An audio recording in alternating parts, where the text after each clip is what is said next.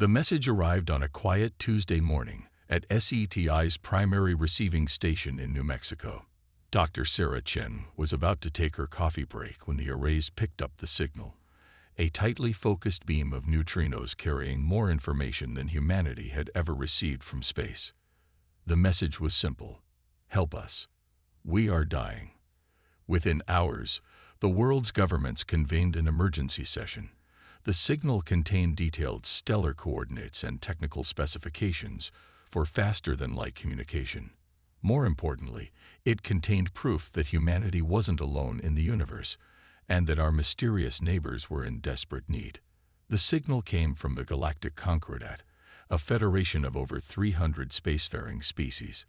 They faced an enemy unlike anything they'd encountered in their 50,000 years of space exploration. A crystalline species that consumed entire solar systems, breaking down planets and stars into raw materials for their endless expansion.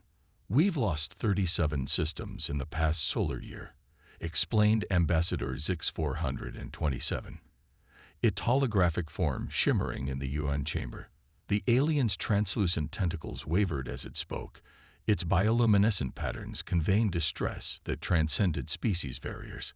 "Our weapons pass through their crystalline forms without effect. Our shields cannot stop their geometric progression. We detected your civilization's radio emissions, and we hope your species might see something we've missed." The assembled human leaders exchanged glances. Humanity, barely space-capable by Concordat standards, was their last hope. The irony wasn't lost on anyone. Admiral Helena Rodriguez of the United Earth Space Force stood up. "Ambassador, your message indicated these beings are crystalline in nature. Could you share their exact composition?" The ambassador's translation matrix took a moment to process. They appear to be complex lattices of silicon, carbon, and various rare earth elements. "Why?" Rodriguez smiled. "Because humanity has been working with crystals since before we discovered fire. From simple tools to modern quantum computers, we understand crystalline structures better than almost anything else." She pulled up Earth's geological survey data. "Every piece of silicon in our computers, every diamond we've mined, every semiconductor we've manufactured. They've all taught us about crystal formation, growth patterns, and most importantly, how they break." The ambassador's bioluminescence flickered with something that might have been hope. "You believe you can help?" "Ambassador," Rodriguez replied, "humanity spent millennia learning to break rocks in just the right way. We've developed technologies specifically to shatter, cut, and reshape crystalline structures. Your people might see an unstoppable force of nature. We see a very large geology problem." Dr. Chen, who had been quietly analyzing the data streams since the first contact, spoke up. "Their crystalline nature might make them nearly invulnerable to energy weapons, but they should be subject to the same structural weaknesses as any other crystal. Every crystal has cleavage planes, natural points where they break easily. If we can identify those planes." The ambassador's translator struggled to keep up with the rapid exchange of technical terms as more human scientists joined the discussion. Terms like crystal twinning, Miller indices, and piezoelectric resonance filled the air. For the first time since the crisis began, the ambassador felt something new, genuine hope. These humans, these newcomers to the galactic stage, didn't see an unstoppable cosmic horror. They saw a puzzle to be solved, a challenge to be met with the accumulated knowledge of their species' long struggle with the physical world. The next day, humanity began mobilizing. Mining corporations repurposed their equipment for space operations. Geology departments worldwide began analyzing the crystalline being's structure. Engineering firms started adapting rock-breaking technologies for space warfare. The human response confused many Concordat observers. Where were the grand strategies, the advanced energy weapons? Instead, humanity seemed to be preparing for what they called a mining operation, albeit on an unprecedented scale. As the first human ships began their modifications for deep space travel, Admiral Rodriguez made an observation that would soon become famous throughout the galaxy. Sometimes the most advanced solution isn't the most sophisticated one. Sometimes you just need to know exactly where to hit the rock. The Concordat's Grand Fleet Assembly Station hummed with activity as human ships arrived through FTL corridors. The alien observers were puzzled by what they saw. Instead of sleek warships, humanity had brought what appeared to be modified mining vessels, construction platforms, and what they called sonic drilling arrays. Dr. Chen stood before the Concordat Science Council, her hologram projected across 20 light-years. Behind her, screens displayed the crystalline entity's structure, analyzed down to the atomic level. The entities aren't just similar to crystals, she explained. They are crystals, living, thinking, expanding crystals, but still bound by crystalline physics. The council chamber erupted with objections. "We know this," exclaimed Chief Researcher Vectol, his photosynthetic appendages flashing with frustration. "We've studied their structure for cycles. This knowledge hasn't helped us stop their advance." "With respect," Dr. Chen replied, bringing up a new diagram, "you've studied them as a biological or energy-based threat. You never considered approaching them as a geological problem." She highlighted specific patterns in the crystal structure. "Look here and here. These aren't random patterns. These are cleavage planes, natural weak points in any crystal structure." Admiral Rodriguez joined the presentation, adding tactical overlays to Chen's diagrams. "Your energy weapons disperse through their lattice structure because that's what crystals do. They channel and redirect energy. But physical force, applied at precisely the right points." She triggered a simulation showing the theoretical effect of targeted sonic pulses on the crystal entity's structure. The council fell silent as they watched the simulation's results. "Impossible," whispered Vectol. "Such a simple solution." "Not simple," corrected Rodriguez. "Precise. Everything we've brought. The sonic drills, the modified mining lasers, the resonance mapping equipment. It's all built on centuries of human experience working with crystal structures. We're not just breaking rocks, we're conducting a symphony of destructive resonance." Meanwhile, in the space around the assembly station, human crews were training Concordat engineers on the modified equipment.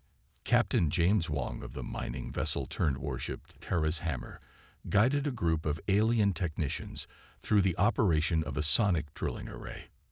"The key," he explained, adjusting the frequency controls, "is understanding that every crystal has a natural resonance frequency. Hit it right, and the smallest vibration can shatter the largest structure. It's how we've been breaking rocks since we figured out how to make tools." The alien engineers were fascinated by the primitive-looking, but precisely calibrated equipment. One of them, a gas-based entity named Zephyr 9, observed, "Your species appears to have an unusual relationship with crystalline materials." Wong laughed. "You could say that. Earth is basically one big rock. We've spent our entire history learning how to break, shape, and use crystals. From arrowheads to semiconductors, it's in our DNA." The first test of humanity's approach came sooner than expected. Long-range sensors detected a crystalline entity moving toward an inhabited system. Instead of evacuating, the combined human Concordat force prepared to meet it. The entity, a massive crystalline structure spanning several kilometers, approached with the inexorable confidence of something that had never known defeat.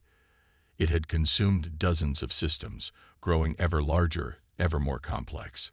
Energy weapons had passed through it harmlessly. Conventional explosives had barely scratched its surface. It had never encountered humans before. The modified mining ships moved into position, their crews calm with the confidence of people doing what they'd trained for their entire lives.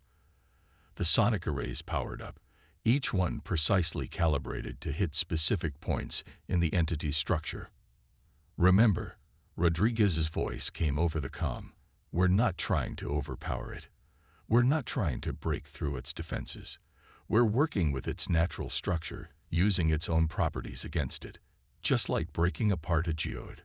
Hit it right, and it opens along its natural lines." The entity drew closer, its crystalline surface refracting starlight in beautiful, deadly patterns. It had never known fear, never needed to evolve defensive responses to physical threats. It had never needed to. Captain Wang's hand hovered over the activation control. All units, prepare for synchronized burst on my mark. Remember your geology classes, people. Today we're just breaking rocks. Really big, really mean rocks.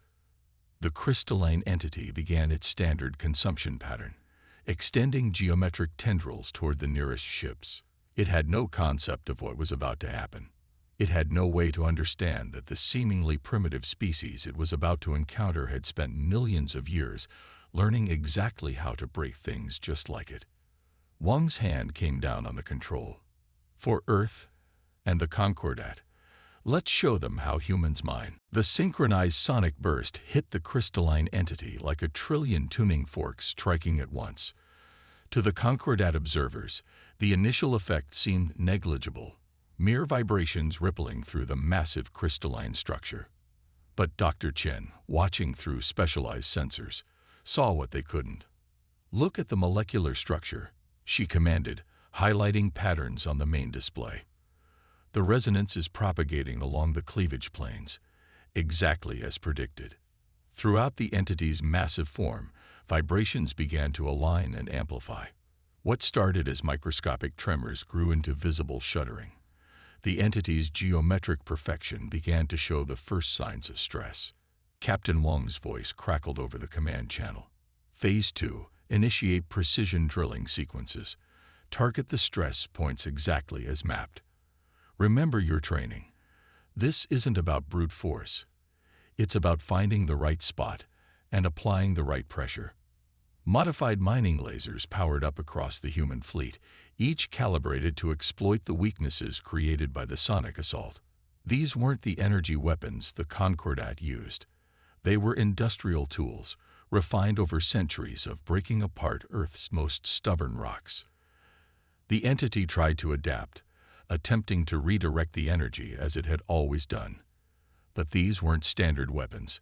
They were the culmination of humanity's long history of resource extraction, optimized by generations of miners and geologists who had spent their lives learning how to break rocks in exactly the right way. Admiral Rodriguez watched from her command center as the first major fractures began to appear.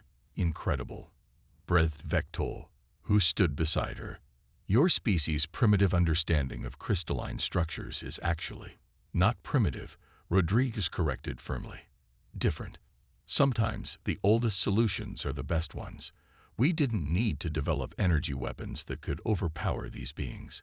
We just needed to understand their fundamental nature. The entity's attempts to maintain its structure grew more desperate. Its crystalline form, once perfect and seemingly invulnerable, now displayed spreading networks of cracks and fissures. Each new sonic pulse, each precisely targeted drilling beam, exploited these weaknesses, turning the entity's rigid crystalline nature against itself. It's trying to reconfigure, called out one of the sensor operators. Indeed, the entity was attempting to shift its crystal structure, trying to adapt to the assault. But humanity had anticipated this. Adjust frequencies, Dr. Chen commanded. Pattern Alpha 7. The sonic arrays shifted their output, matching the entity's attempts to change. Every new configuration still follows basic crystalline physics. It can't escape its own nature. The entity's movements became erratic. Portions of its vast form began to separate along the induced stress lines. What had seemed invincible just hours before was literally falling apart, its perfect crystalline structure becoming its greatest weakness. This is why we succeeded where the Concordat's advanced weapons failed, Wang explained to his alien crew members as they watched the entity's disintegration. They tried to overpower it. We worked with its natural properties instead. Every crystal, no matter how complex, follows the same basic rules. We've spent our entire history learning those rules. The final phase began. Strategic charges, placed at key structural points, detonated in precise sequence. The entity, its structure already compromised by the sonic assault and precision drilling, couldn't maintain cohesion. With a sound like a million windows shattering at once, the massive crystalline form broke apart into manageable fragments. As the debris field spread out, already being collected by specialized containment vessels, Vectol turned to Rodriguez. "Your species, you've done what our most advanced weapons couldn't. But this was just one entity. There are hundreds more." Rodriguez smiled. "That's why we brought our mining fleet, not our military one. This isn't a war. It's a very large excavation project. And if there's one thing humans know how to do, it's how to break big rocks into smaller ones." The news of humanity's success spread quickly through Concordat space. The supposedly primitive newcomers had done the impossible. They'd found a way to defeat the crystalline entities using what seemed like industrial tools and basic physics principles. But as Dr. Chen explained to the Science Council in the aftermath, there's nothing basic about it. Humanity's understanding of crystalline structures, developed over millions of years of evolution and technological development on our rocky world, is actually more advanced than your energy-based approach in this specific context. Sometimes the most effective solution isn't the most technically sophisticated one. The human fleet began preparing for systematic operations against the remaining entities. Mining ships were retrofitted with the proven technology, and training programs were established to teach Concordat crews the principles of geological warfare. The galaxy was about to learn that humanity's practical experience with the physical world was, in its own way, just as valuable as any advanced technology. News of humanity's success spread across the galaxy like a shockwave. Species that had once dismissed Earth as a primitive death world now sent observers to learn from human mining crews. The seemingly simple techniques that had defeated the crystalline entity were revealing depths of complexity that even the Concordat's most advanced scientists struggled to fully grasp. In the command center of the newly established Human Concordat Joint Operations Facility, Dr. Chen was explaining humanity's latest discovery to an assembled group of alien scientists. "We've analyzed the fragments from the first engagement," she said, manipulating a holographic display of crystalline structures. "These entities don't just share properties with normal crystals. They're a form of living crystal that evolved to be perfect, almost too perfect." Admiral Rodriguez picked up the thread. "That's their weakness. They evolved in deep space, without the constant stresses and pressures that shaped life on Earth. They never needed to develop resistance to physical manipulation, because they never encountered species that understood crystalline structures the way we do." The next phase of operations began. Human mining ships, now joined by Concordat vessels retrofitted with sonic technology, began systematic sweeps of threatened systems. The crystalline entities, for the first time in their existence, started to retreat. But humanity wasn't content with just driving them back. Captain Wong, working with a team of xenogeologists, made a breakthrough that would change everything. "Look at these resonance patterns," he explained to the Joint Command Staff. "They're not random. They're communication." The revelation stunned the galactic community. The crystalline entities weren't just living crystals. They were sentient beings with their own form of consciousness. Their geometric expansion wasn't merely consumption. It was their way of experiencing and interpreting the universe. "We can talk to them," Dr. Chen announced to the Science Council. "Not with radio waves or standard communications, but through precisely controlled vibrations, like playing a crystal glass, but on a cosmic scale." The first attempt at communication was established using modified sonic arrays. The human teams, drawing on centuries of experience working with crystalline structures, created complex resonance patterns that the entities could interpret. The response was unexpected. The entities, it turned out, had never intended hostility. Their consumption of solar systems was their natural process of growth and reproduction, but they had no concept that they were destroying other forms of life. They had evolved in the void between galaxies, where there was nothing to consume but lifeless matter. "They're not monsters," Dr. Chen explained to the assembled representatives of 100 species. "They're artists, scientists, and explorers in their own way. They shape reality through crystalline patterns, creating what they see as beauty. They just never understood that their art was destroying other forms of life. Using the newly established resonance language, humanity began negotiating with the crystalline entities. The solution, when it came, was elegantly simple. The entities would be guided to uninhabited systems rich in materials they could use for growth. In return, they would share their unique understanding of crystalline physics, knowledge that could revolutionize everything from computing to space travel. Admiral Rodriguez stood with Vectol, watching as a crystalline entity performed its first controlled transformation in an uninhabited system. The process, once seen as terrifying destruction, now revealed itself as an intricate dance of matter and energy. "Your species continues to surprise us," Vectol said. "You took what we saw as an unstoppable enemy and turned them into allies, using technology we considered primitive." "That's the thing about humanity," Rodriguez replied. "We learned long ago that true advancement isn't always about having the most sophisticated technology. Sometimes it's about understanding the fundamental nature of things, about finding harmony with the physical world instead of trying to overpower it." The human approach had done more than solve a crisis.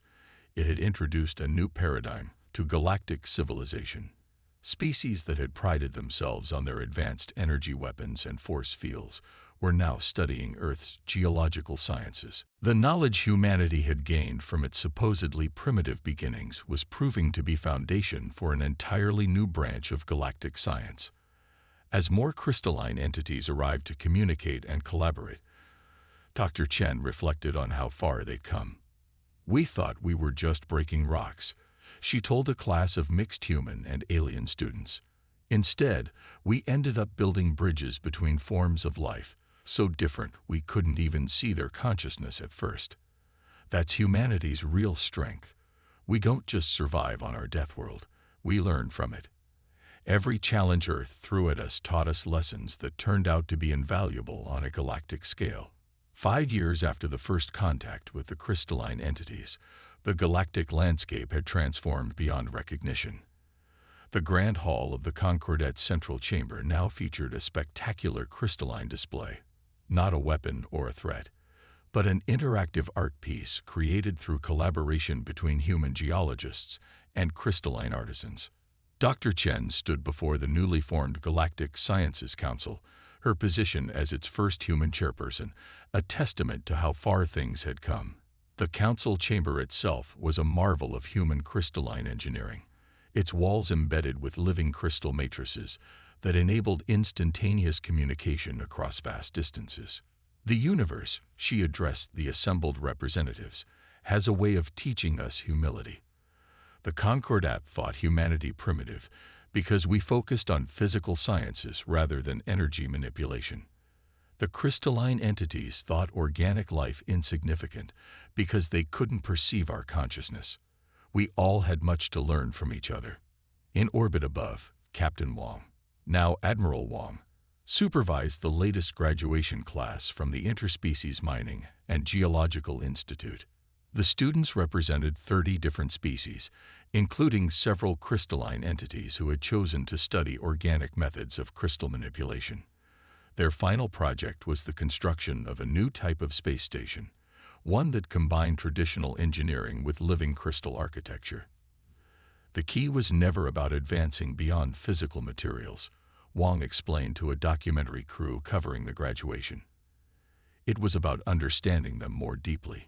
Humanity's so-called primitive focus on geology and materials science turned out to be exactly what the galaxy needed.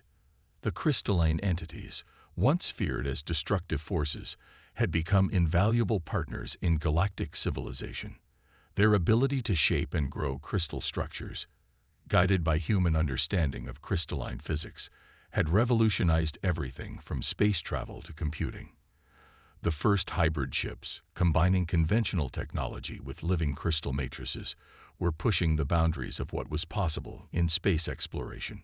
Admiral Rodriguez, now serving as Earth's representative on the Galactic Defense Council, often reflected on how completely their initial assumptions had been overturned. "We thought we were preparing for war," she told a class of cadets at the newly established Space Force Academy. Instead, we ended up creating something entirely new. Our experience with Earth's harsh conditions taught us not just how to survive, but how to understand and adapt. The integration of crystalline and organic technologies had opened up new frontiers. Research stations throughout the galaxy were studying applications that would have seemed impossible just a few years earlier. Crystal-organic hybrid computers processed information in ways that defied conventional physics. Transportation systems utilizing controlled crystal growth could restructure themselves to meet changing needs. In a quiet moment between council sessions, Vectol approached Dr. Chen with a question that had been bothering him. "Your species has helped transform our understanding of the universe," he said, his photosynthetic appendages glowing softly. "But you still maintain your primitive mining operations, your physical industries. Why not fully embrace the new technologies?" Chen smiled, a gesture that Vectol had learned to recognize as indicating deep thought. "Because we remember where we came from," she replied. "Earth taught us that there's value in understanding the fundamentals. Every piece of crystal technology we develop is built on knowledge we gained breaking rocks and studying minerals. We keep our old ways not because we're primitive, but because they remind us that sometimes the most basic understanding leads to the most profound breakthroughs." The greatest testament to this philosophy could be seen in the new colonies being established throughout the galaxy. These weren't just human settlements or concordat outposts or crystalline growth centers. They were genuine hybrid communities where all forms of life could thrive together. Living crystal structures grew alongside traditional buildings, each complementing the other's strengths. As humanity's influence spread throughout the galaxy, they brought with them not just their technology and knowledge, but their perspective, their understanding that true advancement comes not from abandoning the physical for the ethereal, but from deeply understanding the fundamental nature of reality itself. The crystalline entities, through their resonance language, had a phrase that captured this new philosophy perfectly. Translated into human terms, it meant something like growth through understanding. The idea that true progress comes not from overcoming nature's laws, but from understanding them so completely that you can work in harmony with them. As Dr. Chen concluded her address to the council, she shared a final thought that would be recorded in the annals of galactic history. "We came from a world that challenged us at every turn, that forced us to understand its nature at the most fundamental level. What we once saw as limitations became our greatest strengths. In the end, humanity's gift to the galaxy wasn't our technology or our methods. It was our perspective that every challenge, every apparent obstacle, contains within it the seeds of new understanding. We just have to be willing to dig deep enough to find them."